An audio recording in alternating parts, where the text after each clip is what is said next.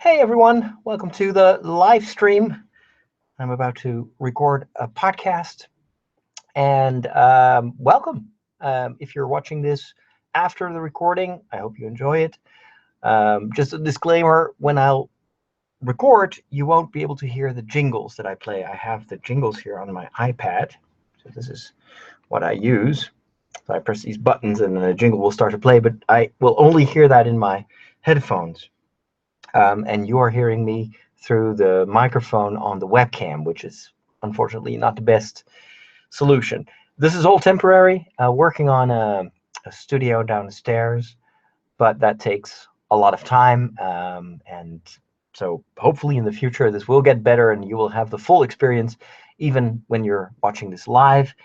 And in the meantime, I invite you to download the podcast and to subscribe to the podcast, which you can find over at tridio.com. That's where you can find a lot of my other shows as well. So that's why the sound is sometimes going to be a bit weird, or I may not be saying anything. It's because the jingle will be playing. We're going to record an episode, one or two episodes, depends on my energy levels, of my podcast, A Break, which I've been doing since 2005. And so today, it always has the same ingredients. And today I think I've got some nice things to talk about. And if I've got some energy left, then of course I will continue with another show, because I like to record these in batch so that I can open up my calendar for other activities as well.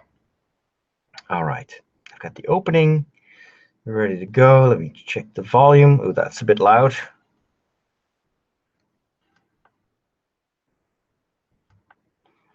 Lower the volume a little bit, and this is recording.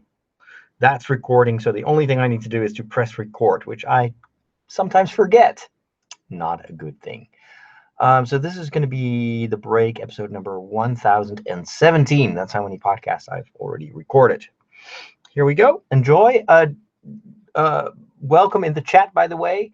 Feel free to hang out there. I'll keep a window open, which I can do on this very widescreen monitor. It's a 21 by 9 ratio. So that allows me to see the chat as well as do my job. All right, here we go.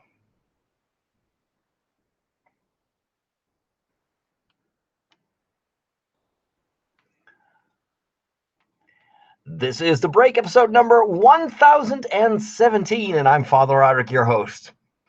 From The Simpsons to the Sacraments, from technology to theology, this show features the cool and the classical, the past and the future, the trends and the tradition. So wherever you are, whatever you're doing, it is time for a break.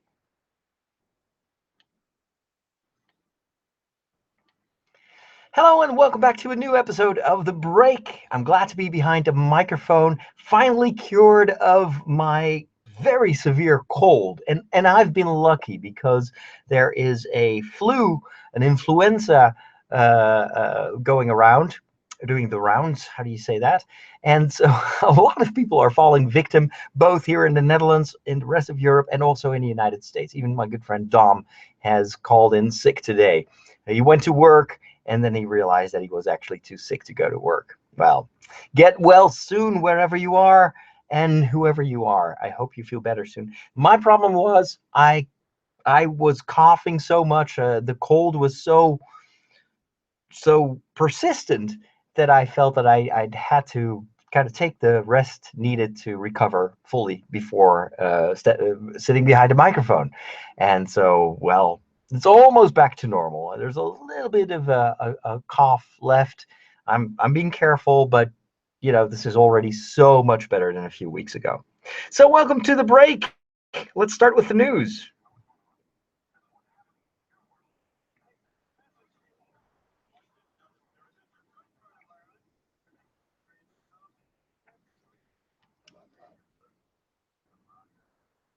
Nowadays, you've got an international commemoration day for almost everything. You've got like International Coffee Day, International Eat a Donut Day, International Buy a Comic Book Day. And today, recording this on February 17th, I've just learned that this is the International Random Acts of Kindness Day. And that's actually a day that I really like. It's apparently something that was that a New Zealander, a Kiwi, came up with. Even though in New Zealand this is celebrated on another day of the year for some reason, but then in the United States this became the National Random Acts of Kindness Day, and here in the Netherlands it's now also mentioned as the what was it again? Do something kind day or something. Well, we don't really have a term for random acts of kindness. It sounds really weird if you translate that literally. But it inspired me to create a little graphic for Trideo of a Jawa offering flowers to R2D2, which of course is much kinder than what happens in A New Hope. And so I always like to kind of do these graphical things, and sometimes other people have the same idea. They start sharing similar graphics, but I always like to combine Star Wars with anything. Why wouldn't I? Speaking of Star Wars, by the way, we just received some exciting news. Actually, two things were in the news this week. There was this graphic on the packaging, on a toy packaging, that I think was made public by Star Wars themselves on their social media channels. And so you don't see the toys, but you see the graphic, the logo, of course, and then it has the three main characters of The Force Awakens, Poe Dameron, Rey, and Finn, featured on the package. And of course what made people excited was that Rey is wielding this blue lightsaber. It's kind of same color as as Luke Skywalker's lightsaber. The hilt seems different to me, but it may be just the drawing. I don't know. So is it Luke Skywalker's lightsaber, or is it a new one? Of course, every Jedi has to make his or her own lightsaber at some point. But of course, we don't know if Rey is going to be a Jedi already. And you know, who determines who is a Jedi? After all, Luke Skywalker is the last Jedi. So is he even able to create is Jedi like the priesthood? Do you need like apostolic succession to have a genuine Jedi? I don't know how that works. But I suppose we're going to discover in 300 days from now. It's 300 days from now that we will see that movie. But of course, before that, we will have a lot of things leaking out about the movie, and then things that Star Wars themselves, Lucasfilm themselves, will make public. So I guess we'll know a lot more about the plot of the movie even before we go to the theaters. I'm going to go spoiler light, of course, even though not much has leaked out as far as I know. So I'm just looking forward to it. To me, this movie is more important than Rogue One, even though Rogue One was just such an amazing movie. But this is new story territory, and I couldn't be more excited. Now, speaking of The Last Jedi, that was of course a point of discussion for a lot of Star Wars fans. Is Jedi singular or plural? In English, you can't tell. It's like the word you. Is that you, like you singular person, or you group of people? Well, thankfully, in the international language side of things, you sometimes have to specify. You can't translate something that can both be plural. That's a horrible word. Singular or plural in other languages. So, for instance, in German, in French, in Spanish, you have to translate it either in singular or in plural. And it turns out that today, the date I'm recording this, the graphics for the French and the Spanish and the German version of the movie came out, and it says Le Dernier Jedi. So it's plural. So we know that, and this is of course official stuff, that the Last Jedi means the Last Jedi plural, which is, I think, very comforting for a lot of people, because they felt like if Rey is going to be a Jedi and the title of the movie is The Last Jedi, is that going to be the end of Luke Skywalker, which I don't think that anyone could stomach, honestly. So here's to a long-lasting life to our favorite Mark Hamill character, Luke Skywalker. I hope he's going to be around for the rest of, well, at least the rest of his life, the rest of our lives. And gosh, what else is going on in the world? Well, just so much. If you want to know more about the real news, then just check your Facebook timeline, unless you have done something to your Facebook timeline, because there is just too much news and too much politics. I will talk about that later on in this show and give you some tips on how I managed to survive my Facebook timeline. But first, of course, we have to go to the movies. And today I've got a movie review. I've actually, this is part of becoming better health-wise. I've been able to go to the movies again, which I really missed. First because of work, then because I was sick. But now I'm back at the movies, and I've been going to the movies almost every day. So I don't know what my mom is going to say. Don't post that on Facebook. Everybody's going to think that you do nothing, which is technically correct. I've been doing almost nothing this week.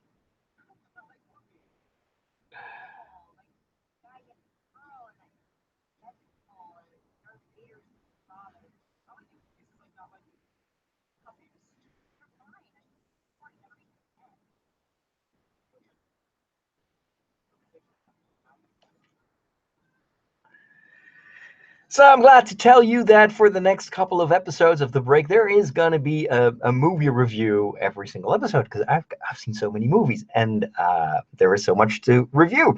But today's movie, I'm going to start with the movie that has been out for the longest time, but that I only got to watch this week. And it is the much applauded movie La La Land. He got 7 Golden Globes. He got a ton of Academy Award nominations, and I wouldn't be surprised if it gets a lot of Academy Awards. Um, it's a movie that some people love, some people like, and some people really dislike for some reason. I'm just going to give you my honest review, and if you follow my vlog, you've already seen my, like, what was it, 1 minute review or initial impressions. I loved this movie. And I'm going to tell you why I think this is, regardless of the fact of whether you like the story or not. Um, and even regardless of whether you like music or dance or musicals, this is just, from a technical point of view, a movie making point of view, a really, really excellent movie, and well deserving of the awards it has already received, and it will undoubtedly continue to receive. First of all, what did I like the most about this movie? The fact that it is an homage to, or is it homage, or, well, anyway, it's it's a celebration of Los Angeles, of LA. And what I love seeing in this movie is all these token locations in that big city that I've only visited twice in my life. But I loved every visit that I had there. The first time I went to LA, I went, I think, by myself. Actually, I've been there 3 times. The first time I was all by myself. I went to my aunt who lives in, my aunt and uncle live in San Francisco. And then I figured, well, since I'm on the West Coast, I may as well take a flight to Los Angeles. I wanted to go to Hollywood. I wanted to go to Disneyland, and then everything in that area. And so I figured I got to go to LA. And I remember it scared me so much. I was taking this this local flight from San Francisco to LA, and it's a very short flight. And I remember the airplane turning to land, and all of a sudden, out of my window, I saw how big LA was. And I was looking at a city that was almost, in terms of inhabitants, as big as my country. And it scared me so much, because I'd booked something on the internet, which at the time was still kind of new, and nobody, booked hotels on the internet.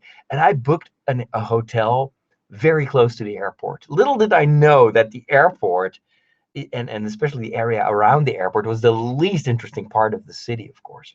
But it was affordable, and it was close to the airport, because I didn't see myself getting into a cab and getting lost in that city.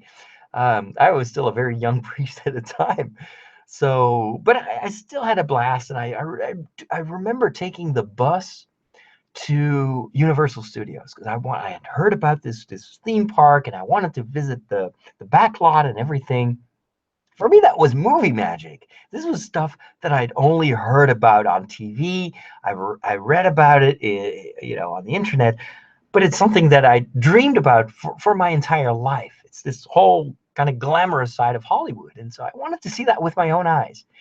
Um, and I remember taking that bus, and the bus driver, it was just such a long journey from my hotel at the airport to Universal Studios. And I remember this bus driver constantly talking to the youth that he picked up, and he had this whole. He was almost like a pastor preaching to this kid, like why the kid should do drugs. And I was like, wow, I, I I guess I am in the United States. This is a discussion that you would never have on a bus in the Netherlands. And Universal Studios was amazing. I had such a great time. And I took the backlot tour, and I saw with my own eyes, like the places where they filmed Back to the Future and Psycho and all these classic movies.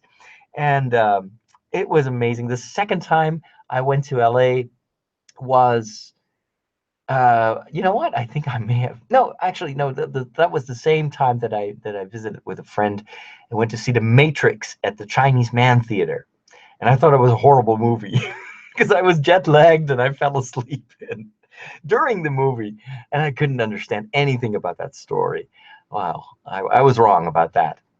And then the second time was when we had our there was this new media convention, and this was close to LA, and so I made a tour of some of the great locations in LA, and it was fabulous. I remember we rented this car, and so we went up to the house where Doc Brown lives. That was just so cool to see the house that they used in the movie. And then we went also to the hills of LA, and and this was with Shannon Swenson.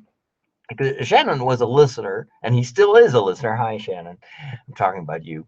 And he was like, we got to get ourselves this open car. So we got an upgrade, and we had this convertible, which was awesome because I remember sitting in the car next to Shannon who was driving, and then you drive through these parts of LA, where kind of the Hollywood part, and you see these, that when you look up, you see these palm trees.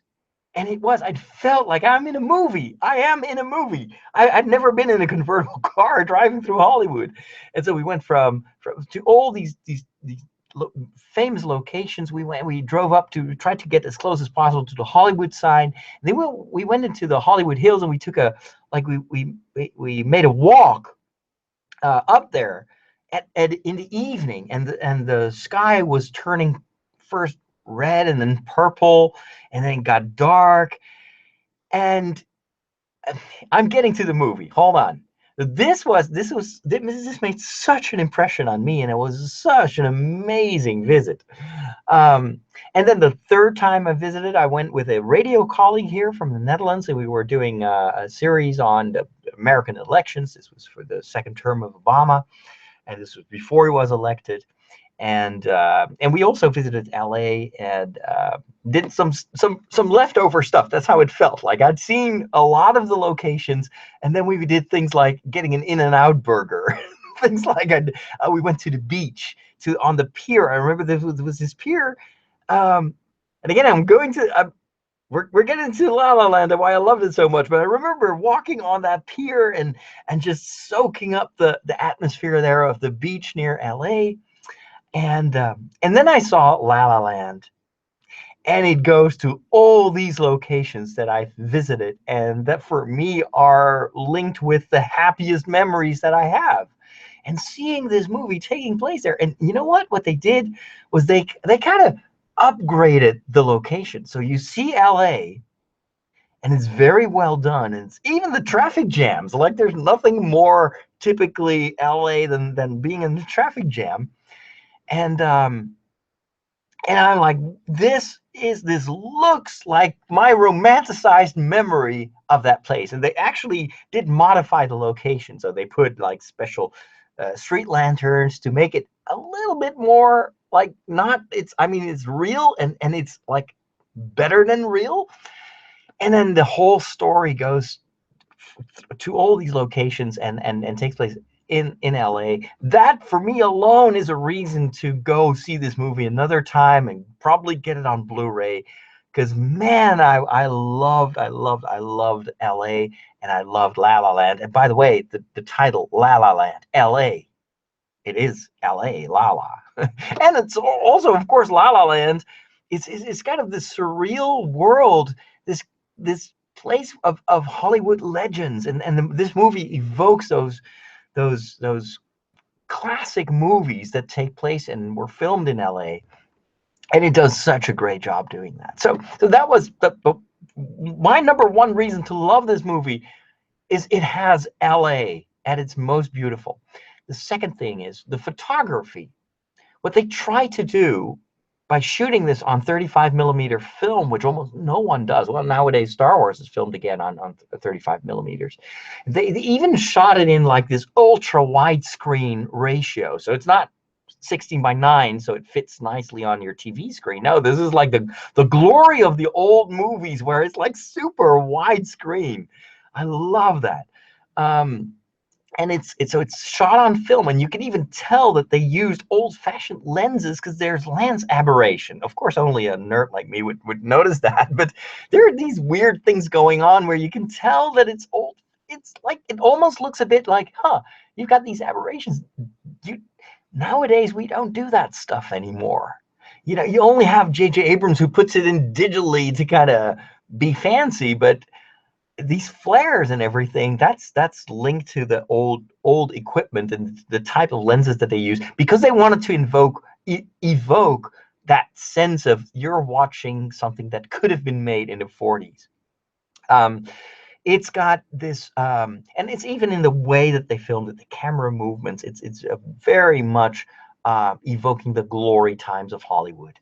Then it has long takes. And when I'm saying long takes, like really long takes, like the ones that they did in Singing in the Rain. And even there, they kind of tricked you a little bit by thinking that you're watching a long take. But actually, the famous dance scene, the Singing in the Rain scene, that looks like one continuous take, but it's not. It's been filmed over several days. I think it took them over a week. Gene Kelly was it Gene Kelly? He was sick. He had the flu at the time. So, man. But the opening scene in La La Land is filmed on a highway, and I'm like watching this, and it's this huge dance scene. It starts. You see some cars. If you look closely, by the way, you see that this must be one of the third or the fourth take. Is some of the cars are dented, and you can tell that people have been dancing on top of the roofs. It's amazing. But anyway, so it starts with this person humming in the car, and then starts to sing, and it ends in this glorious old-fashioned Hollywood mega dance. And that was filmed in one take on a very, very hot day. And you can see that it's hot because the air is kind of shimmering over the city. So filming that with that temperature, and it can be horribly hot in LA, and doing it as a one taker. I mean, just the opening scene is worth the price of admission. It's just unbelievable what they did there, just from a cinematic point of view. Even if you don't like the music, you gotta respect what they did there. Not to mention that I really like the music. I love the dance. It's very colorful, very bright. And like at first, when I hadn't read anything about the movie, so I see this this opening scene, and I'm thinking, is this trickery? Is this green screen? Because we've seen similar highways in, for instance, the sequels to The Matrix, where they basically faked it. So they built this real highway, but then they put green screen all over the place, and then they put in the city later. So but it looked too real for CGI. CGI would look better. That's what I loved about it. It's because of the imperfections that you feel this is real. They really filmed this. They totally took that highway, closed it down, causing probably horrible traffic jams elsewhere in the city, and they filmed this entire dance sequence there on one day. Unbelievable. All right, so that's just the beginning of the movie. But I'm like, from that moment on, from that opening dance, I'm like, okay, I'm gonna love this movie. I don't care what happens next. This movie already is for me one of the highlights of the year so far. Then what it also does is it has these great dances. And some people have been complaining, like, well, the dancing wasn't perfect. No, that's why I like it. Because this movie, and that's the whole purpose of the storyline, it wants to kind of put you in reality and in the Hollywood world. So it's always balancing between what's real, what would happen in the real world, and what would happen in a Hollywood version of that world. And it's deliberately mixing the genres, so you can never tell, like, what am I looking at? Is this happening in a dream, or is this happening in real life? What would happen in the Hollywood? What would happen in our, if this were real? And it's the core of the story to play with that. And the ending is very much about, what would happen in Hollywood, what would happen in real life. And I love that. I love what they did there. But so they're dancing on the in the Hollywood Hills, in the same spot where I was walking around with Shannon. And I remember that sky had the same color when we were there. And they filmed this. I looked this up afterwards. They filmed this during the time of day, like you have 2 hours when the sky is like that, and then it's gone. And so they had 2 days to film this entire dance sequence, which is, by the way, the dance sequence that you see portrayed on the poster of the movie. And so you can you gotta admire the stamina of these two non-professional dancers, non-professional singers, and Ryan Gosling and Emma Stone, and they rehearsed for months for these sequences. And so you have 2 days to film this, and for every day you only have 2 hours to get it right. And this is a long, very important scene. And so they would shoot it. They would run down the hill, wipe off the sweat, and do it again and again and again until it got night. Unbelievable. So what's also what I loved about La La Land is the use of colors. Now if you've seen the trailer, these colors are so vibrant that it becomes unreal, and it's deliberately doing that. The first part of the movie looks almost like a Disney choreography, or those oversaturated Hollywood films where the colors are just too vibrant, too but it works in this movie. And what they do, they let the color tell its own story, because gradually over time, when we get to know the characters and their life from simple goes to a much more complex life and more complex relationships, the colors also become less vibrant. Like there's this opening dance, or this dance scene at the beginning of the movie, where every girl has one color dress, and then the dresses get more elaborate, the colors get more faded, and it's of course a reflection of what happens to the characters who get more mature, and it's very subtle. And then towards at the end of the movie, you get this kind of dreamlike sequence, and the vibrant colors are back, and everything is Hollywood again, and it's just so well done. What I also loved was not just the music, and there's a lot of music in this movie, but that the main characters sing and dance and play the instruments themselves. And they even recorded every song, both before they did it, so they would just dub it or do the karaoke thing, but they would also record every song on location, just like what they did for Les Miserables.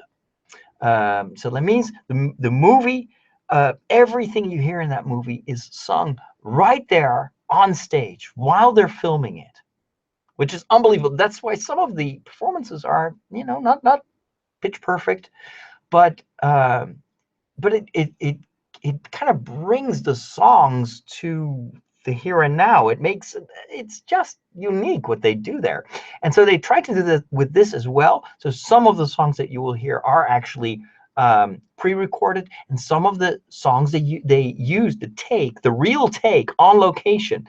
For instance, when there is this beautiful song on the pier, on the beach, that same pier where I stood, that entire song is recorded on location. What you see is what you get.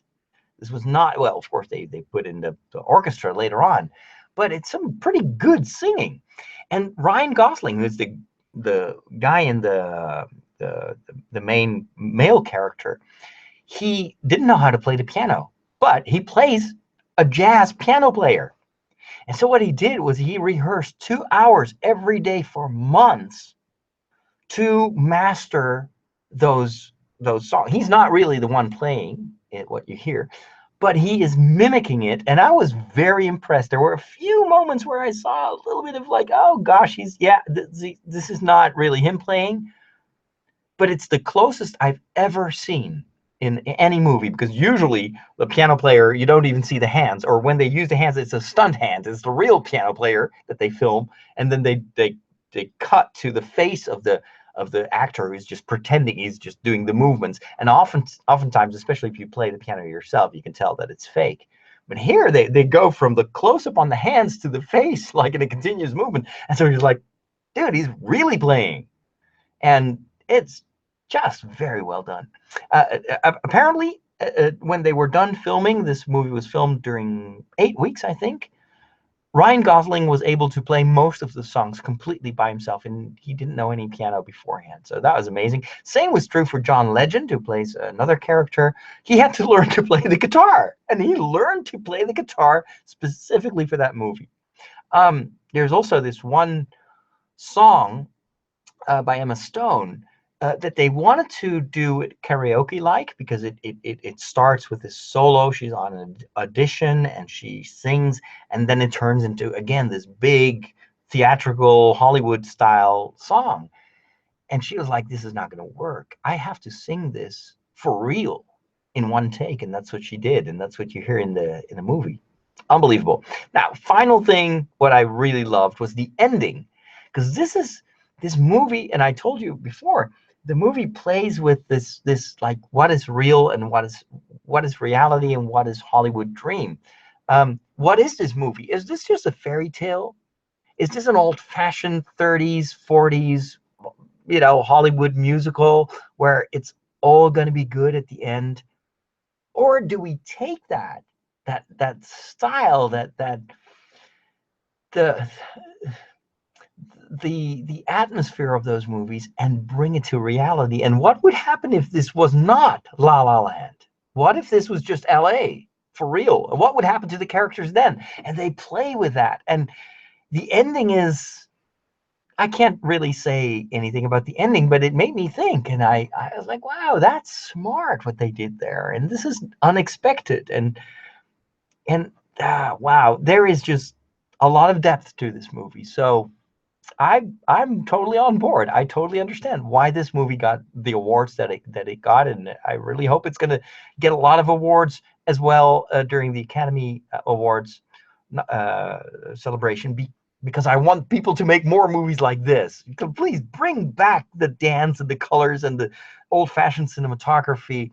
I think that I'm kind of done with these desaturated, gritty, post-apocalyptic movies. This is the answer. This is the reaction to that. It's like, okay, enough with the our modern day politics and state of the world is grim enough. We don't want to see that when we go to the movies. Give us the opposite of that. And that's, I think, why La La Land is the right movie at the right time.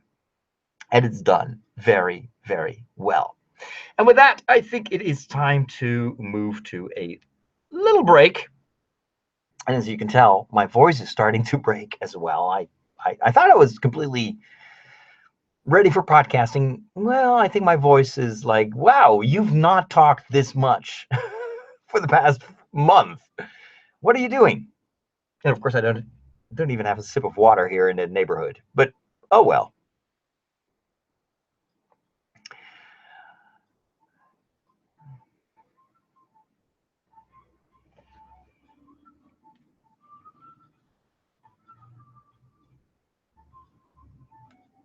Let me take a short moment to remind you we are in the last weeks of our winter giving campaign, and it is now or never. We have not yet reached our goal, and I've explained to you many times before, we do need to reach that goal one way or another, because it is literally, otherwise we are finishing our last reserves. In order to bring you these shows, we need your financial support. So if you can, please donate now. Go to tridio.com/giving or go to SQPN. There are links to the donations page. We really need your support in order to continue to bring you shows, podcasts like this one for the rest of the year. And we've still got 10 months to go. So please help.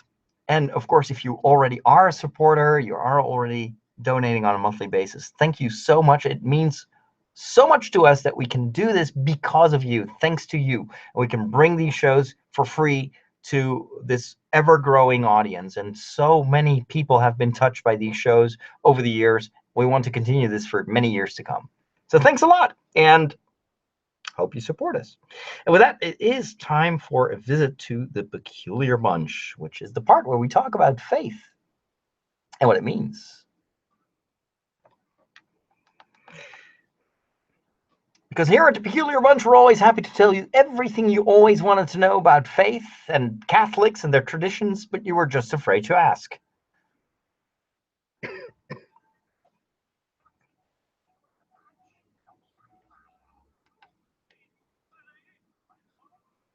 Well, and since I'm recording this on the International Day of Random Acts of Goodness, let's talk about goodness and love.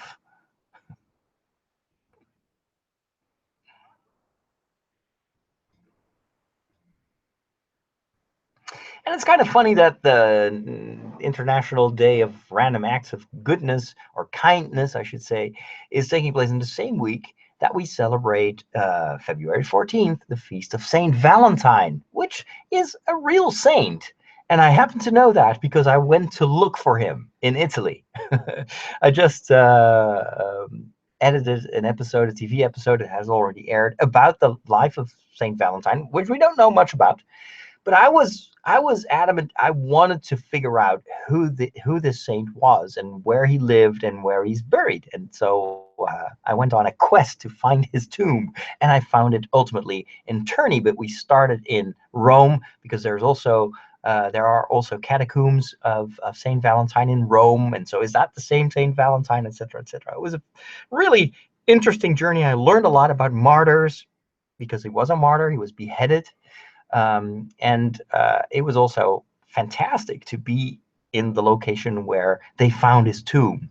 And there is still a lot of debate going on between historians, but it was just fascinating to kind of get as close as possible as you could get to St. Valentine. Now, St. Valentine is all about love, and it's associated a lot with romantic love. But of course, the kind of love that we celebrate in the martyrs goes way beyond just the romantic side of things.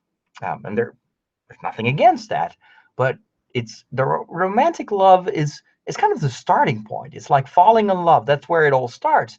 But love is supposed to grow and to deepen. And from the sentimental part, the part of the feels, the heart, it's supposed to become, I think, if it wants to last, it has to become something of the will as well. Because love, when it's romantic, when you're in the mood, when there are all these feelings, love is easy. Love becomes much harder when you change, when you grow, when things happen in life, when things happen in your relationship. And then if you want love to still be there over the years, it requires an investment of the will. And there will be many times in your life where love is more something you do than something that happens to you.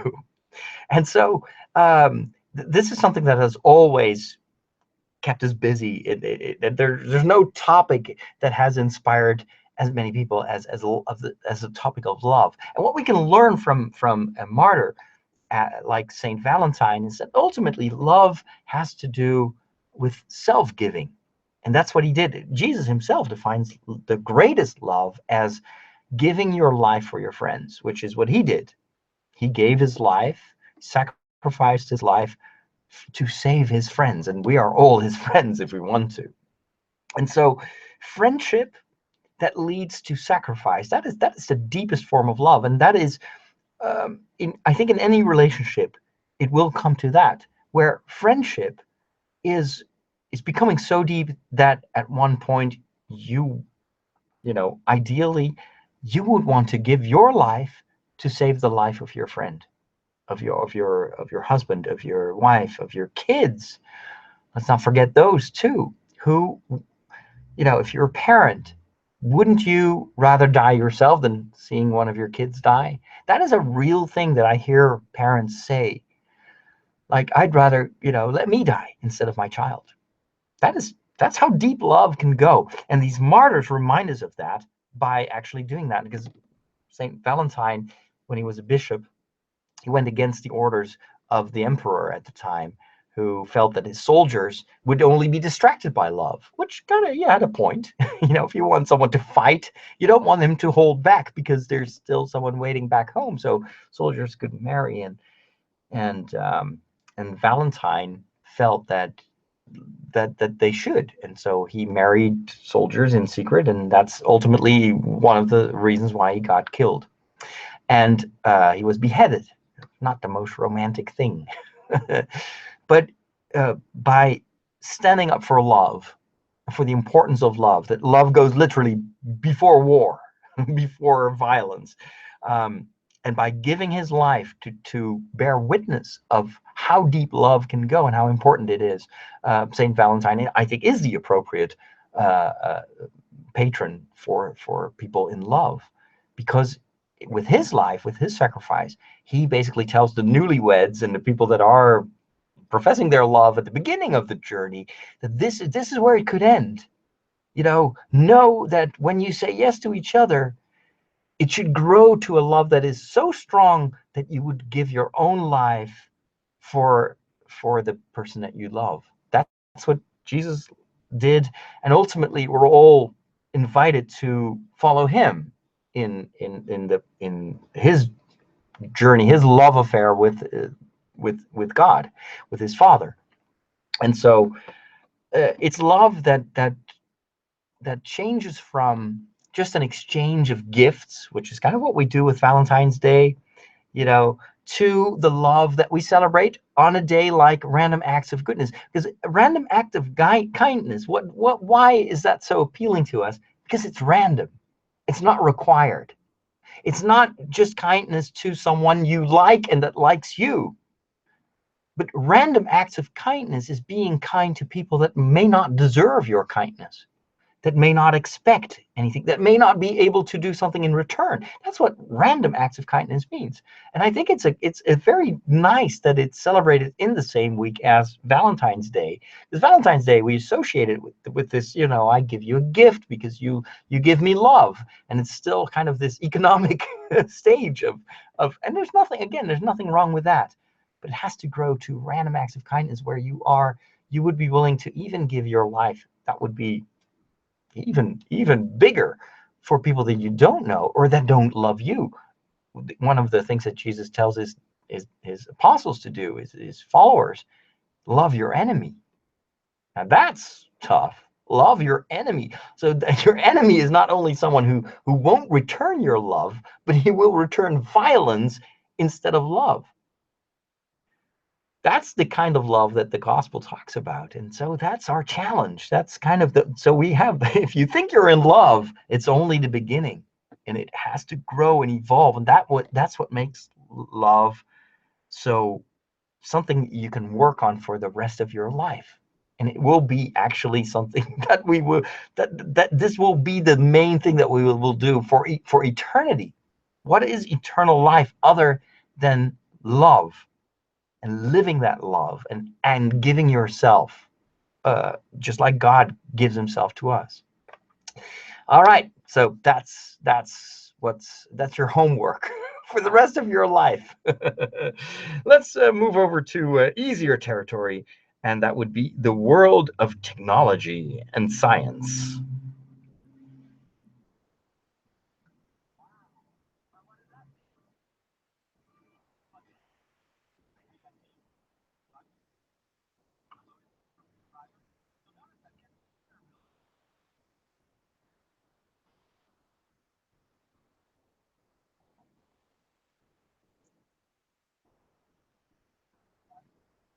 We live in such exciting times when it comes to technology and science. We send these probes to other planets, and they discover things that make us go like, oh my gosh, we had no idea.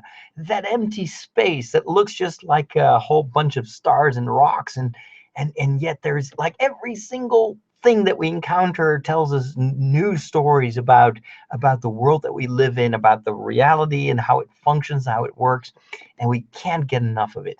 Well, I read this amazing story about the Dawn probe, and it's observing the planet Ceres, or Ceres, or has, this dwarf planet that's not really a planet. It's kind of like Pluto.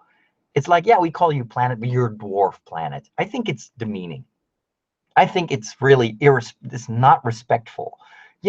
Size shouldn't matter in the way we name our planets. You're either a planet or you're not. But we're not going to tell you're not going to tell Mars like you're a dwarf planet, because we're bigger, and we are. Earth is bigger than Mars.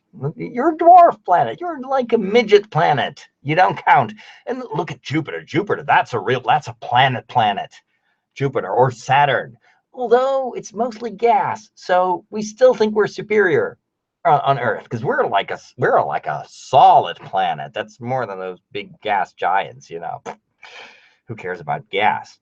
Oh, anyway. So and I still don't know how to pronounce it. Ceres. Um, this NASA probe found organic molecules on Ceres, and so these organic molecules are basically the building stones of life. And this is probably something that is not coming from like meteorites or whatever crashing on the surface. These are building blocks of life. When combined with water, that's how it all started. And so it's very exciting that they found these fingerprints. They use near infrared light, so that's how they could take pictures, and you see those spots where these building blocks are located. What's also cool is that the Ceres has a lot of water. Now, that water and these building blocks of life, you're getting pretty darn close to the ideal situations for life to occur. And so, according to some scientists, they wouldn't be surprised if at one point they would discover like microbial life, that you would see, like just like we find that on Earth, like that where life you know started very small with microbes, and so what if we would discover that on Ceres, or some of the other moons that are part of our solar system? I mean, wouldn't that be amazing? And we're getting so close, and this is just in our solar system. And when you compare the vastness of the universe to just our solar system, and we're already finding these building blocks of life here, just around the corner. Imagine that multiplied by bazillions. I mean, it's just unfathomable that it could mean that the life is everywhere in the universe. And what we used to consider to be just this completely incomprehensible emptiness of space. Why is the universe so big? If life only happens on this planet, what does it matter to us? But imagine that if you look at the stars, you're looking at life. And then if you take that to kind of the religious view that life is something that God created. We can work with the building blocks, but we can't make life. Life is something that is ultimately from a metaphysical dimension. And life itself is more than just stuff, right? So what would that mean for the way we think about God? If you take that seriously, that God is the creator, and it means that God is not created. So he's not part of the physical world. Don't think of God as this bearded guy on a cloud, pushing buttons. That's a very, let's say, that's how a child would probably think about God. But if you think of God as being outside of our physical realm, God is being. The origin of life. He's metaphysical, so he's beyond the physical world. But if he created not just life on this planet, but everywhere in the universe, I mean, that tells us something about the vastness of life that is in God, right? As the giver of life. I don't know. I'm just fascinated by science. It's amazing. Anyway, so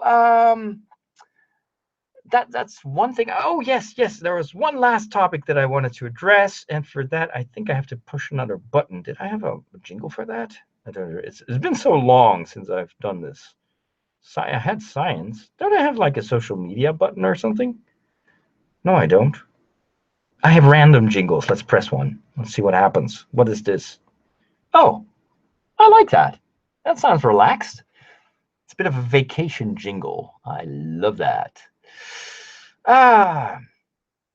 So in the chat room, Wojciech says, "Well, you've just made religion useless with your discussion." I don't concur, because I'm very pro science. But what I just explained was what as a religious person, I think God is beyond the physical realm, and I don't think he's useless at all.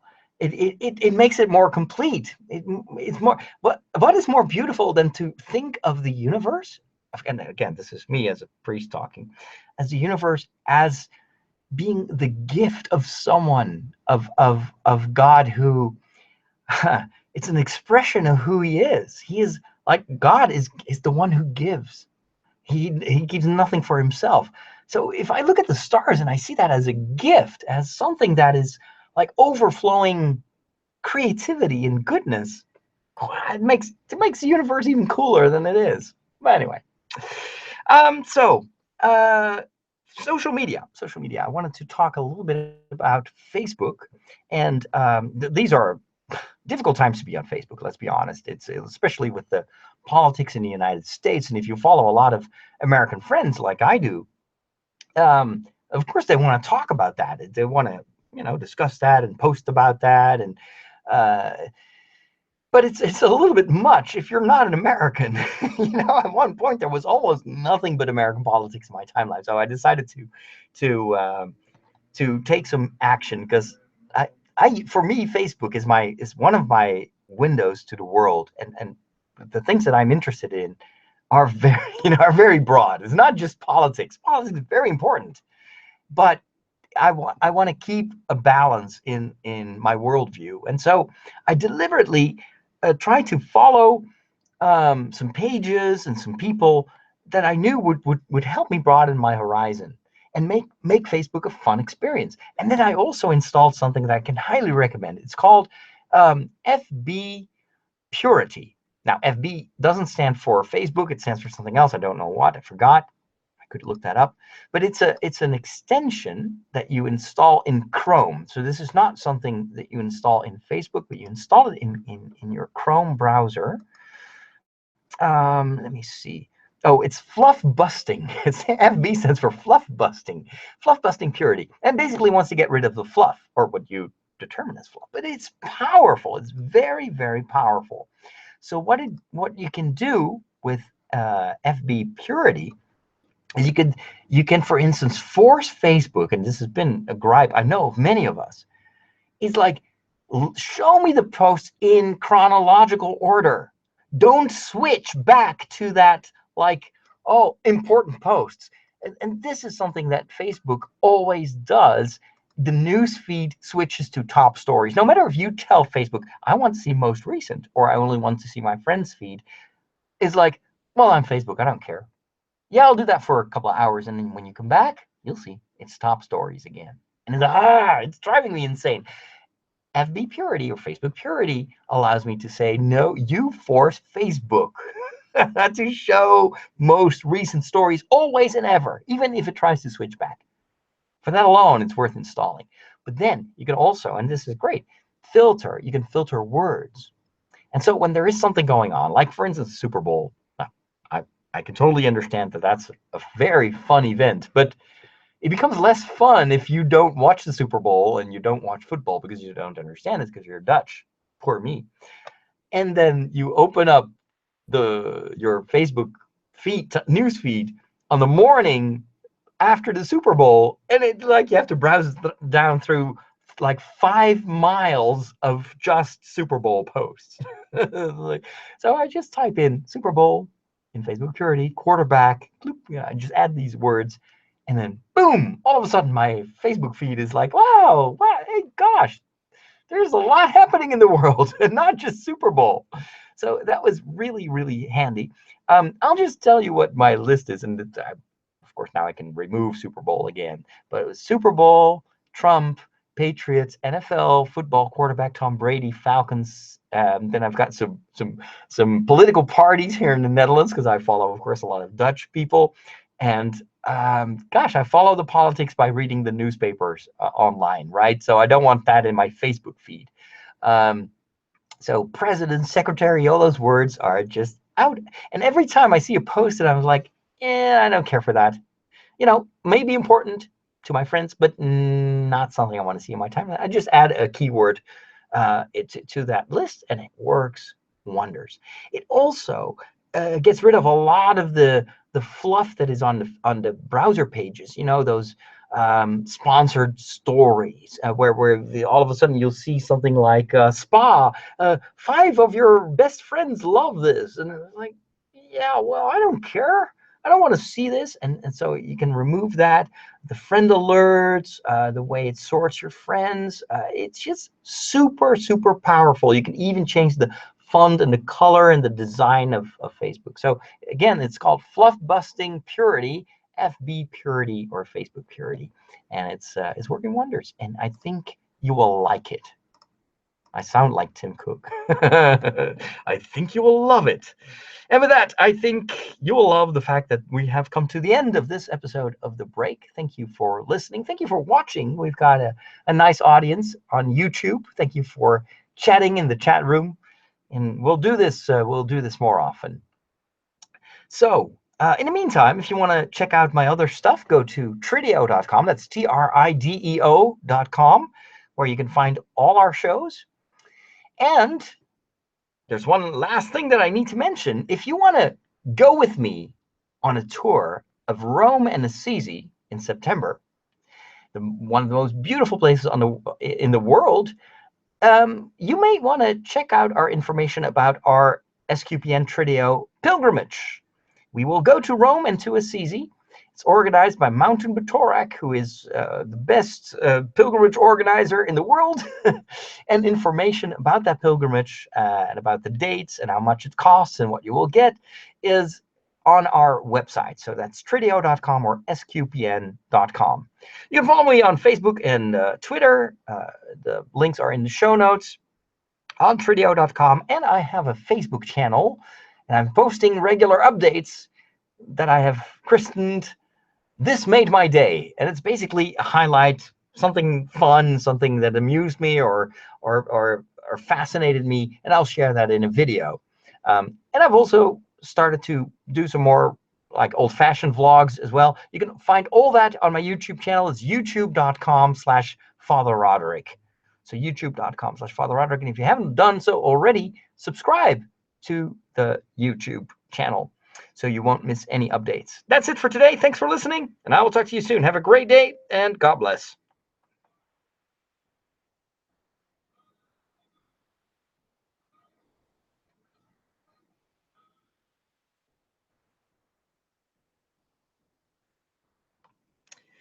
And that's a wrap, ladies and gentlemen. Thank you for joining me. It is time to go and cook.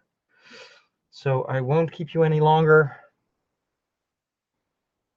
Oh, why doesn't this turn around? I don't know. It doesn't matter. Yeah, I think I'll keep it at this for today, because still a little bit out of voice. Talk to you soon. Bye bye.